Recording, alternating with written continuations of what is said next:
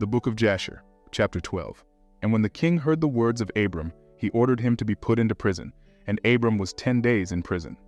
And at the end of those days the king ordered that all the kings, princes, and governors of different provinces and the sages should come before him. And they sat before him, and Abram was still in the house of confinement. And the king said to the princes and sages, "Have you heard what Abram, the son of Terah, has done to his father? Thus has he done to him, and I ordered him to be brought before me, and thus has he spoken. His heart did not misgive him, neither did he stir in my presence, and behold, now he is confined in the prison. And therefore decide what judgment is due to this man who reviled the king, who spoke and did all the things that you heard." And they all answered the king, saying, "The man who revileth the king should be hanged upon a tree. But having done all the things that he said, and having despised our gods, he must therefore be burned to death. For this is the law in this matter. If it pleaseth the king to do this, let him order his servants to kindle a fire both night and day in thy brick furnace, and then we will cast this man into it." And the king did so, and he commanded his servants that they should prepare a fire for 3 days and 3 nights in the king's furnace, that is in Kasdim. And the king ordered them to take Abram from prison and bring him out to be burned. And all the king's servants, princes, lords, governors, and judges, and all the inhabitants of the land, about 900,000 men, stood opposite the furnace to see Abram.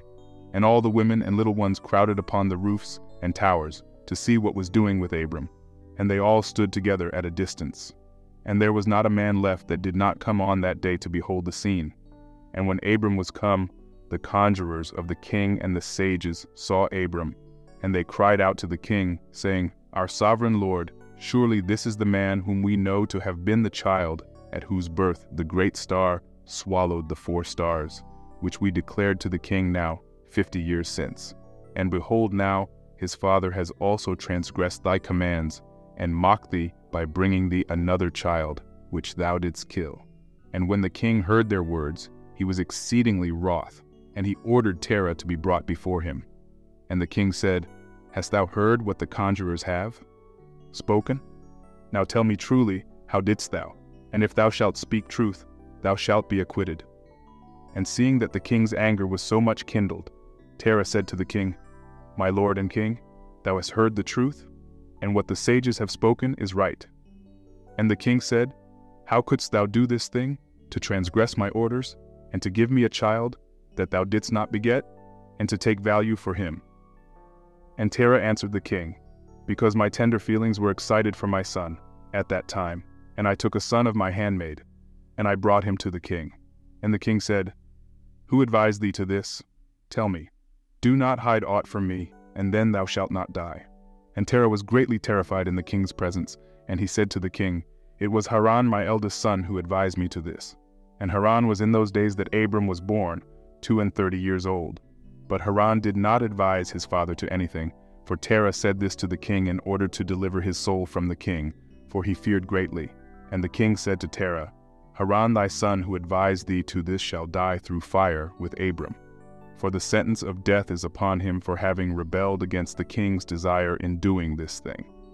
And Haran at that time felt inclined to follow the ways of Abram, but he kept it within himself. And Haran said in his heart, "Behold, now the king has seized Abram on account of these things which Abram did. And it shall come to pass, that if Abram prevail over the king, I will follow him, but if the king prevail, I will go after the king." And when Terah had spoken this to the king concerning Haran his son, the king ordered Haran to be seized with Abram. And they brought them both, Abram and Haran his brother, to cast them into the fire. And all the inhabitants of the land and the king's servants and princes and all the women and little ones were there, standing that day over them. And the king's servants took Abram and his brother, and they stripped them of all their clothes excepting their lower garments, which were upon them. And they bound their hands and feet with linen cords. And the servants of the king lifted them up and cast them both into the furnace. And the Lord loved Abram, and he had compassion over him. And the Lord came down and delivered Abram from the fire, and he was not burned. But all the cords with which they bound him were burned, while Abram remained and walked about in the fire. And Haran died when they had cast him into the fire, and he was burned to ashes. for his heart was not perfect with the Lord. And those men who cast him into the fire, the flame of the fire spread over them, and they were burned, and 12 men of them died. And Abram walked in the midst of the fire 3 days and 3 nights, and all the servants of the king saw him walking in the fire. And they came and told the king, saying, Behold, we have seen Abram walking about in the midst of the fire. And even the lower garments which are upon him are not burned, but the cord with which he was bound is burned. And when the king heard their words, his heart fainted, and he would not believe them. So he sent other faithful princes to see this matter, and they went and saw it, and told it to the king. And the king rose to go and see it, and he saw Abram walking to and fro in the midst of the fire, and he saw Haran's body burned, and the king wondered greatly. And the king ordered Abram to be taken out from the fire.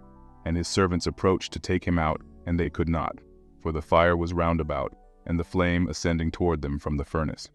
And the king's servants fled from it, and the king rebuked them, saying, Make haste and bring Abram out of the fire, that you shall not die.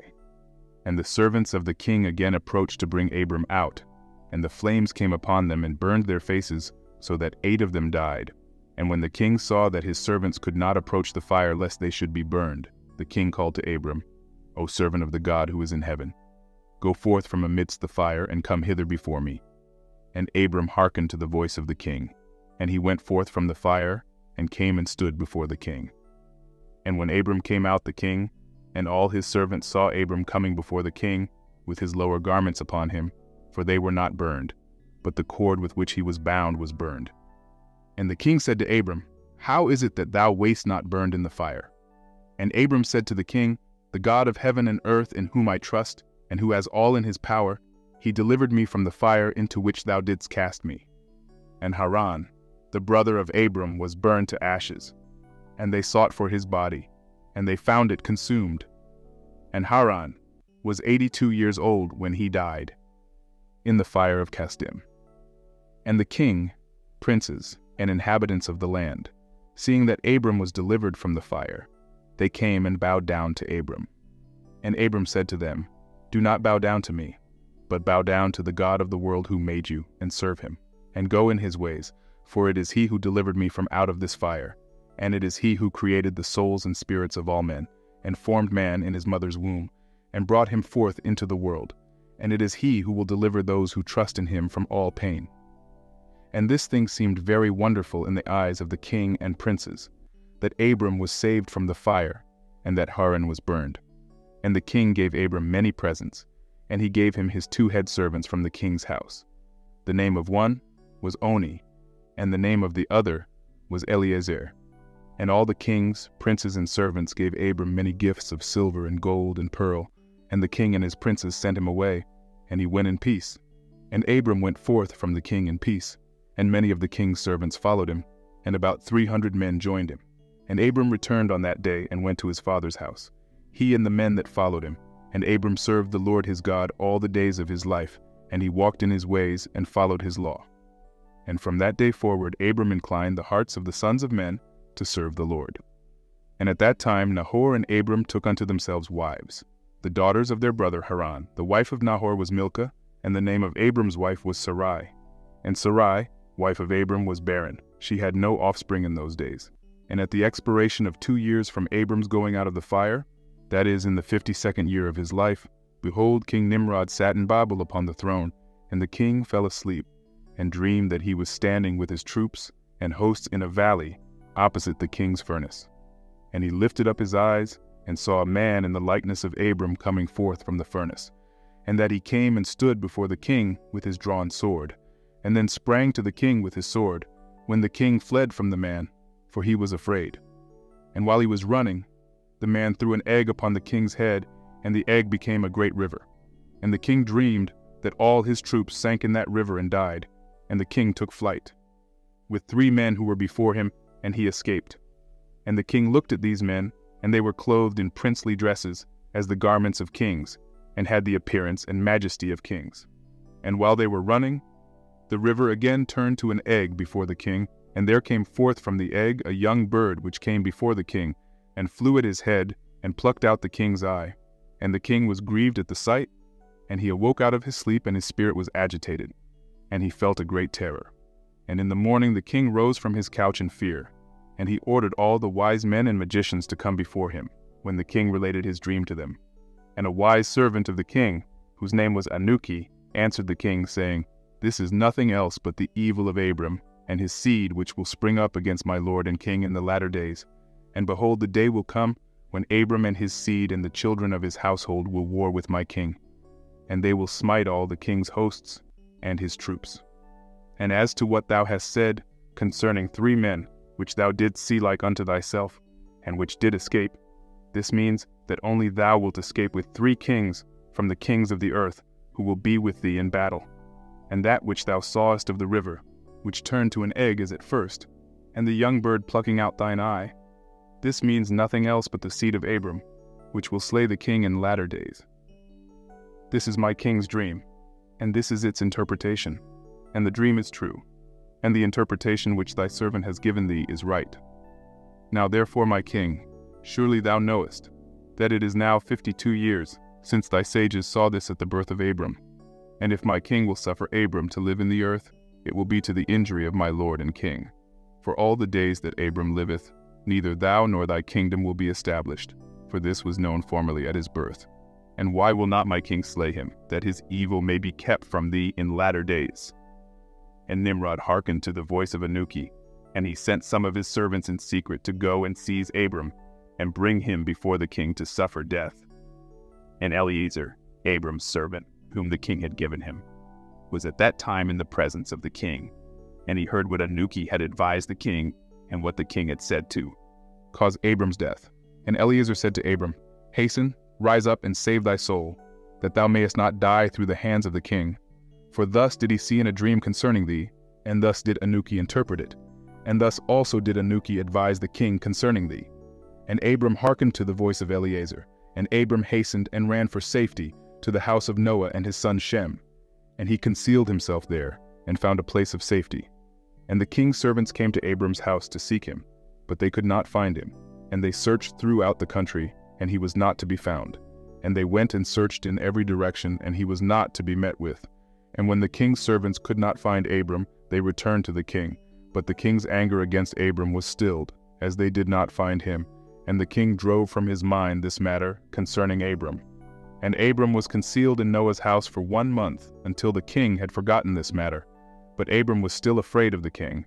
And Terah came to see Abram his son secretly in the house of Noah. And Terah was very great in the eyes of the king. And Abram said to his father, Dost thou not know that the king thinketh to slay me, and to annihilate my name from the earth by the advice of his wicked counselors? Now whom hast thou here, and what hast thou in this land? Arise, let us go together to the land of Canaan, that we may be delivered from his hand, lest thou perish also through him in the latter days. Dost thou not know, or hast thou not heard, that it is not through love that Nimrod giveth thee all this honor, but it is only for his benefit that he bestoweth all this good upon thee? And if he do unto thee greater good than this, surely these are only vanities of the world, for wealth and riches cannot avail in the day of wrath and anger. Now therefore hearken to my voice, and let us arise, and go to the land of Canaan, out of the reach of injury from Nimrod. And serve thou the Lord who created thee in the earth, and it will be well with thee, and cast away all the vain things which thou pursuest. And Abram ceased to speak, when Noah and his son Shem answered Terah, saying, True is the word which Abram hath said unto thee. And Terah hearkened to the voice of his son Abram, and Terah did all that Abram said, for this was from the Lord, that the king should not cause Abram's death.